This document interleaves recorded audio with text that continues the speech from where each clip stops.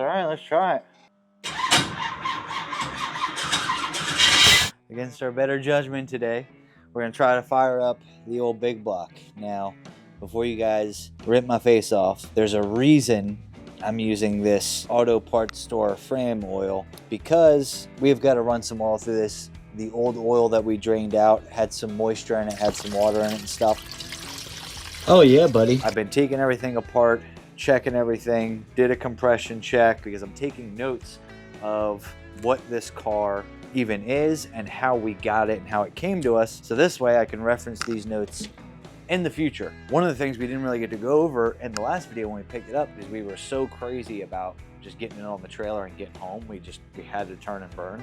I've got a little more information now about what the motor actually is. It appears to be a factory cast block, Hull Deck 496 with some pretty serious Dart Pro 1 heads on it. And I say they're serious because they're Dart Pro 1 heads, but when I pulled the valve covers off, I see Goodwin Competition Stage 4. These have been excessively CNC ported. I'm pretty pumped up about that. Pretty sweet to rock and roll with that. I've gone through and checked all of the spark plugs, checked the gaps. I know what jets we have in the fogger kit. I still have my nitrous plate to put on here and all that. So right now we're just gonna kind of wrap things up. I've put some oil in it. This oil is just gonna go through for startup, maybe a little bit of time, and then come back out. And we might have to do that 2 times or something before we put the good hot shots in. But I will throw some FR3 in the mix. You're supposed to measure this, but yeah. Friction reducer, nano lubricant. This is actually shit. Matter of fact, let's just check. Because I did compression test and it's building oil pressure. So let's see.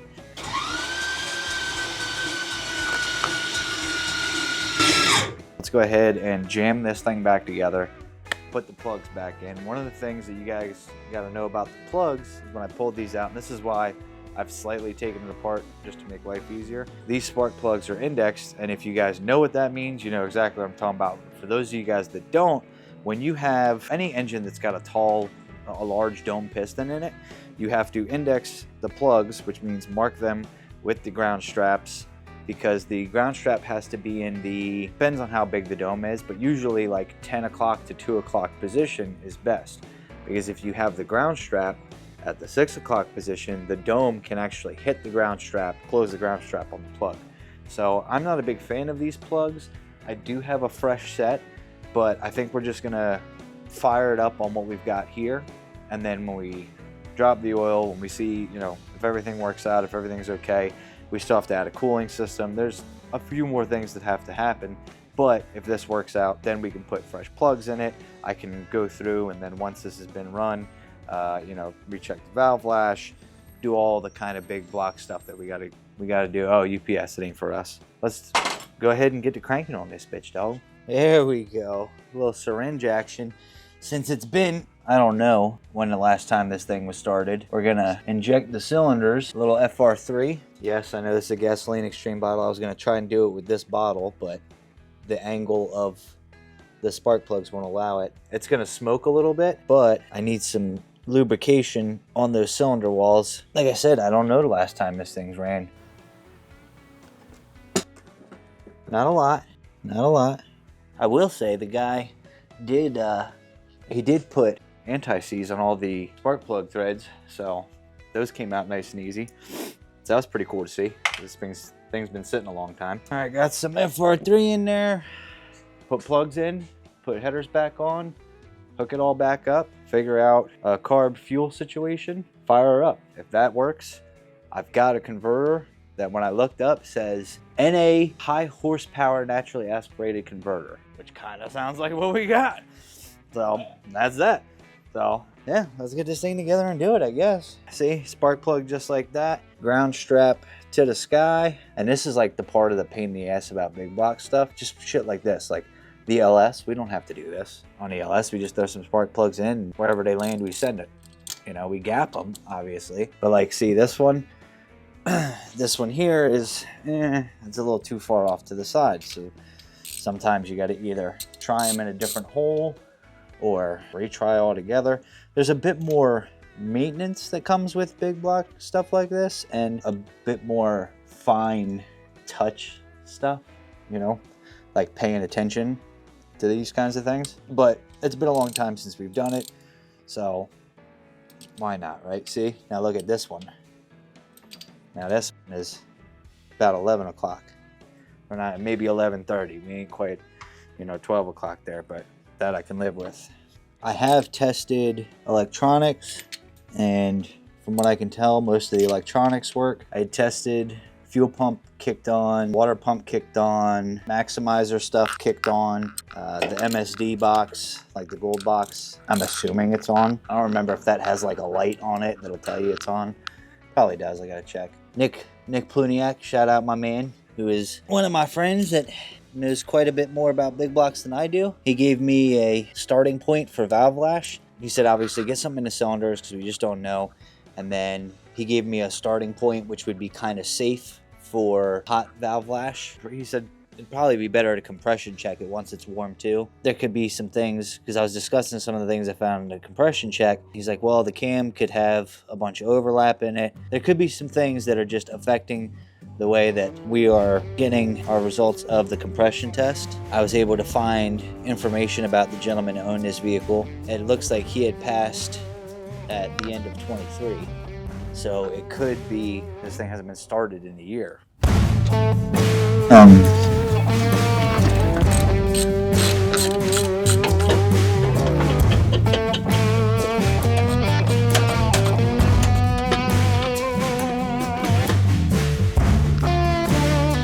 I'm gonna crank this thing over a bunch to get that FR3 worked on the cylinder walls. That battery ain't the happiest, but that's okay. So we've got that done. Hook up all these plug wires. We gotta get some fuel to this thing. I've got a bunch of cans of NOS Extreme 116, Nitrous Extreme 116 fuel for this thing. So because I wasn't sure what it ran on. Now I used to run my 496 on like 110. We had a separate fuel system for the nitrous. This one here appears to be all one fuel system. We're just gonna go with it from the start. All right, here's number one. And why don't you tell them about how long it took us just to put that valve cover on? It's still not on all the right way.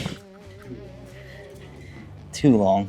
All right, so we're trying to get these plug wires hooked up. Standard big block Chevy firing order, right? What I've noticed is one is here, all right? That one's marked 1. All right, so that one we can trust. This one should be 8, so we're off on that. I'm trying to figure out, because the way they had these wires lined out, right? Like 8, and we got 7 on this side. Well, 7 doesn't even go on this side. So now we're not sure if any of this is correct. But see, the thing that gets me is that it's very common to have a 4-7 swap cam. So they'll swap 7 and 4. Now this says 7, but this is actually on 4. What I don't understand is why they would do that. So if this one really is 8, that goes back here.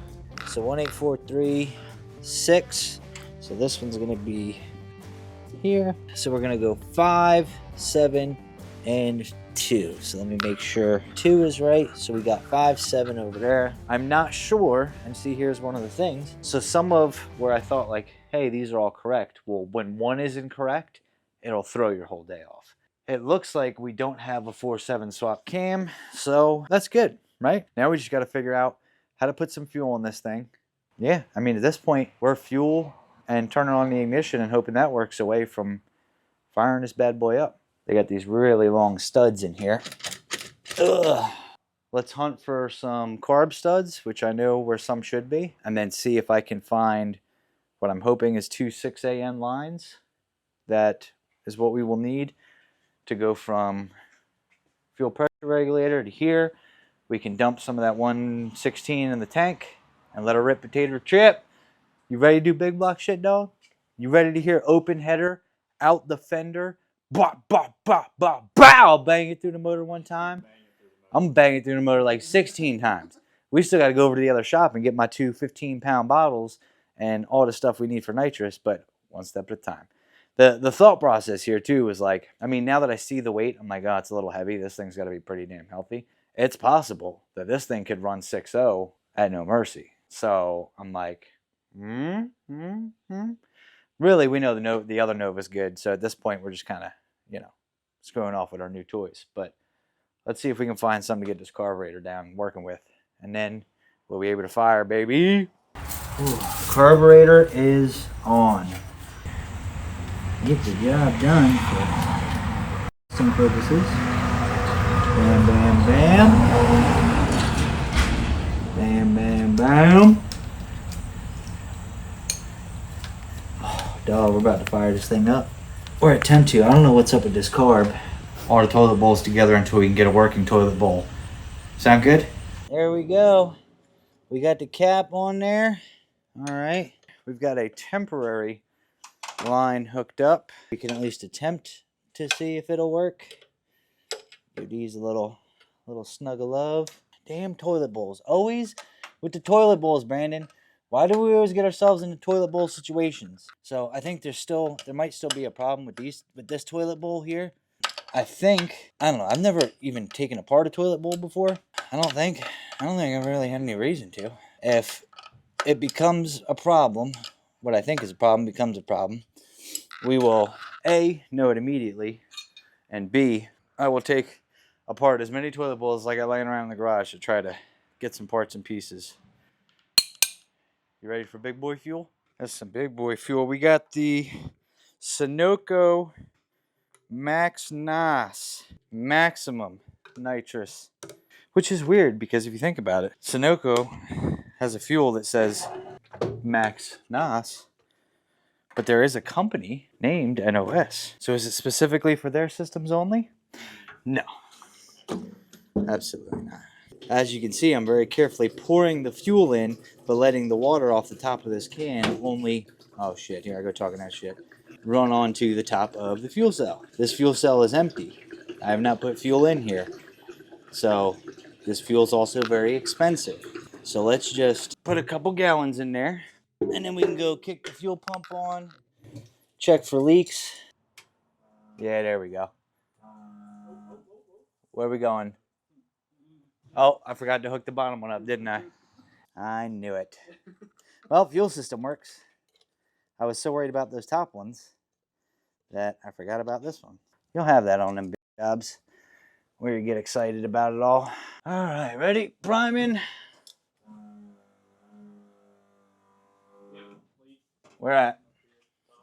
And you got your fittings up here. All right, so up here is loose maybe. Yeah, up here is loose. Really loose. That don't make no sense. All right, attempt number 16. Oh, I'm getting too old for this shit. Coming up top there, right? Oh my goodness. Everything's loose. We're getting closer. That's good news, I guess. But wasting a lot of high dollar fuel. Still leaking out the bottom there. That's screwed. I guess we're going to carburetor school today. That should be up, which tells me that something is missing. Carburetor school with your boy who hates toilet bowls. I guess we're gonna figure it out, huh? I don't do carburetors, but I guess today I am.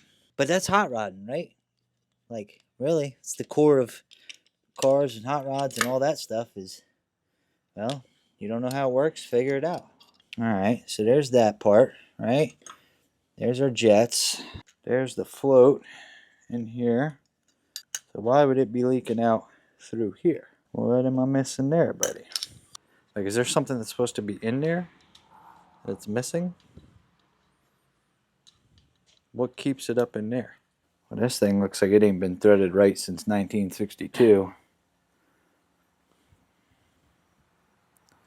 So I don't know what the hell's going on there. I got an idea, Brandon. I don't know that it'll work. I don't know how these things work. That is a wide open hole with nothing there. So fuel is going to leak out of that. Check. Check. We're learning today, guys. We're learning. We're going to figure it out, right? So something is supposed to be in there. All right, all right. Today's episode of Matt has absolutely no idea what he's doing, but is going to try to do it anyway. We've got this carb here from FST, which was a pretty good one. She's a pretty good girl. I mean, this is a really stupid thought process, but... So can I just take this and shove it on that? It can't be. Carburetors can't be that simple. No way, Jose. People on the internet are gonna lose their shit right now. Oh my god. Because I have no clue what I'm doing. I have no idea if this is anywhere near right, wrong, indifferent, whatever. Like, you see that though? You see that dang spraying dang on fuel on that god dang on carburetor, hot dang home when he home. What you see? What I did here was took the carburetor and I carbureted, and then when I was done carbureted, I carbureted some more, and then that's what led us to the oh, now we got fuel in the dang. So we're already 10 steps ahead of where we were, but we're gonna take parts of carburetor and parts of carburetor and turn into maybe working carburetor, which we're spraying fuel now, which we never did before. And we have jets, so I know we have bigger jets. So let's just try it, right? The big thing, and the only reason I feel comfortable doing this, is because number one, I know that as long as it's not flooding the engine, which will be pretty blatantly obvious once we put some fuel pressure to it. If it's not flooding the engine, you know, it could be a little lean, but we're not going to hurt anything or break anything. You know what I mean? Just trying this. Like, now if we flood it, we could hydro lock it, you know. Running it lean, yes, you can break it too. But I think your boy getting some carburetor education right now. We're making some things work. We're trying some things. We're, you know, look at that. Look at your boy doing big dog shit. Some people in the comments are going to be losing their mind, and some people are going to be really proud of your boy. Which, of course, this would have been way easier to do with the carb off, especially when we get to that backside. But guess what we're ready for? Fuel check. One more time. All right, ready for prime?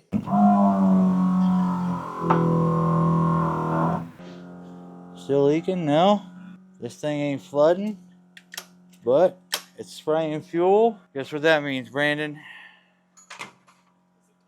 It's time to clean her off and see if she'll fire. To see if this thing will do it. Let's see. We got ignition on, everything else. All right, let's try it.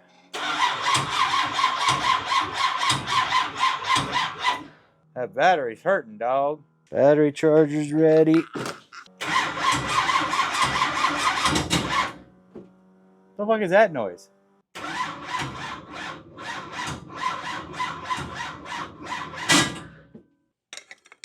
Yeah, see the starter just disengaged there? I think the starter's just getting stuck. Alright, so when I kick it on, I see the light flash for the MSD gold box.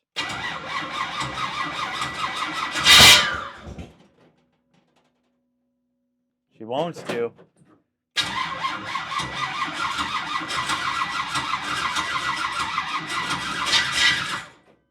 Ah, it's that battery power. Because right there, it had some battery power. It started turning fast. And then it like spit. And I didn't have the fuel pump on because I was trying to make sure we weren't flooding it and whatever and whatever. Oh man, we're close, buddy. Because I could see it like starting to spit stuff out the exhaust. Yeah, like old rust and shit. Yeah.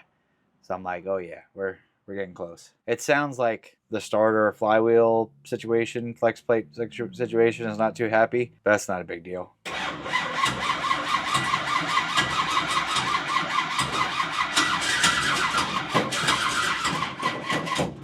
I can't tell if it's getting not enough fuel or think it's not enough fuel. Just for curiosity's sake. The fuel pressure gauge in here is not working. Voltage is, oil pressure is, RPM is. Oh, we're so close it wants to fire off. It's like smoking out the exhaust. We're getting there. I don't know quite what the combination is just yet, but this thing probably hadn't fired in close to a year. So we just got to play with it a little bit.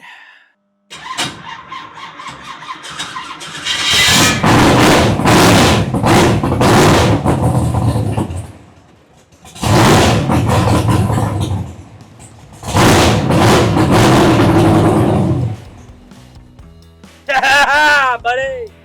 Buddy, buddy, buddy! Buddy! You know what the fix there is, right? Right where I was just, remember I said, hey, let's get a little bit of this and see if it helps. Yep, I can't take my foot off the gas, so it needs a little bit more of that there, I think. And then, bro, it jumped right up too, like at 2,000 RPM, 80 pounds of oil pressure. Healthy big block stuff. Like, hot damn healthy big block stuff. Oh, now I'm gonna find my other thing. Set it down and where it went off to, but yeah, I got no problems with that. Like that, I can live with that. It sounded good. Like, not even bad. Like, it sounded good.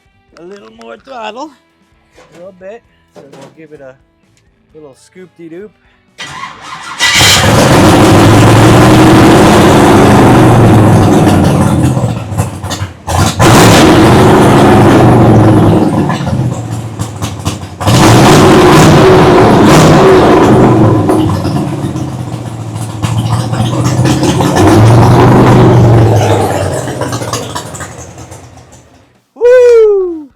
Buddy, we are cooking with fire. We are cooking with fire now. Damn, that thing sounds good. What do you think? Yeah, she came out of the house. So what are we burning some oil on here or something? This is the jacked up part now. Like, now to get it to idle, we're gonna have to do carburetor things that I'm not quite sure how to do, but we'll figure it out. And I guess this thing worked. I mean, it worked enough to fire it up. Like, I'm not saying that's the answer, but I'm just saying.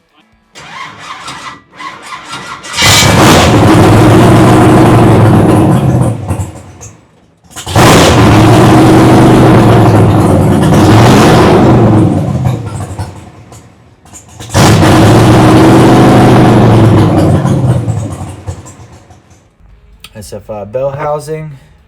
Looks like we got a 400 of some sort. SFI bell housing. I see a trans brake on it. We have drive shaft loops, which is nice. That's good stuff there.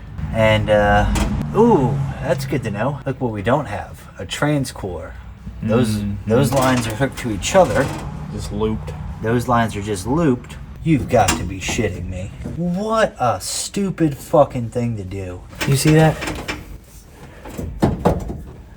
They cut the bar. So the story that I got was that there was a converter in here, that the converter was borrowed, and then when the gentleman's father had passed, they wanted the converter back. Well, it looks like to get the converter back, instead of unbolting the trans, they cut clear through the bars. The trans mount there, right here. See that? Both sides. So you took the time to cut through the bars. Could have just taken the bolts out. Like, I don't understand. My brain cannot compute. Like, how did we get there? It's just stupid. Like, now we gotta fix that. That can't be like that. But the access panel to the transmission is very nice. This is light years ahead of anything we've ever had to service a trans or do anything. Yeah, you gotta get up from underneath, and we don't have a lift and everything else. So this here is pretty cool. I'm kind of pissed about that, but you know, you'll have that. So it looks like there's only a couple bolts holding this thing together anyway. We could probably take those out. I think we've got a flat spot either in the flex plate or the starter. Something's not happy there. I know I have another big block starter around here, but once we get this trans out of the way, that'll make it much easier for us to, you know, to take a look at it and be like, oh, does the flex plate look okay, or is it the starter or what? So the wiring looks great. Like, you see how it's all those relays, nice, everything. I mean, it's all labeled for the most part. All the relays are labeled, everything. I'm pretty pumped about this. I'm pretty upset about that. Like, come on, guys. Come on. Man. And we still have some work to do on the carburetor to get that thing to idle and to work and everything else. I think the best answer would be if I go ahead and grab a carburetor that is for this, like ready to go out the box for the most part. But for now, at least I know we can start it up. And I was getting ready to say we can throw a converter in and drive shaft in and move it, but now we got to weld that. But for now, I think I'm gonna wash my hands, cook us all up some dinner, because I was getting ready to like go full tilt. And then I realized we got to weld that. My welder's not here. Well, it could be worse, right? The engine could be filled to the brim with water right now. So. Alright guys. Dang, that was right. Perfect timing on the gunshots. Thanks guys. I do be living out there in the country, so I think this is gonna wrap us up for today's video because there's a couple things that need to be addressed. Obviously the carb, you guys saw what's going on with the trans here. I still gotta get the trans out, get a converter in. I gotta track down a trans cooler. We've got some stuff to do before we can drive it, but I really do want to drive it. Like, I want to be testing it this weekend. Like, I think we can do that, right?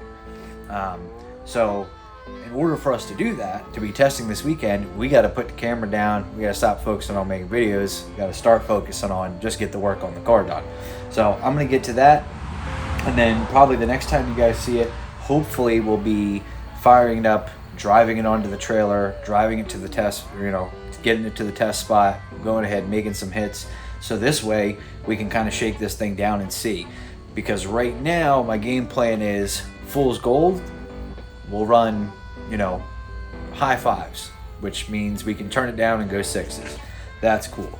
This thing, I don't know why, I just like it, obviously. And because it's a new shiny toy, I'm like, maybe we'll take this thing to No Mercy and just have some fun down there. There's also a couple other reasons for that. One, this cage has been certified before, so that helps in tech. This door opens, which is like kind of a big deal. I just don't want to have any issues in tech, and I know that there are some things about the Nova that some people may have some issues with.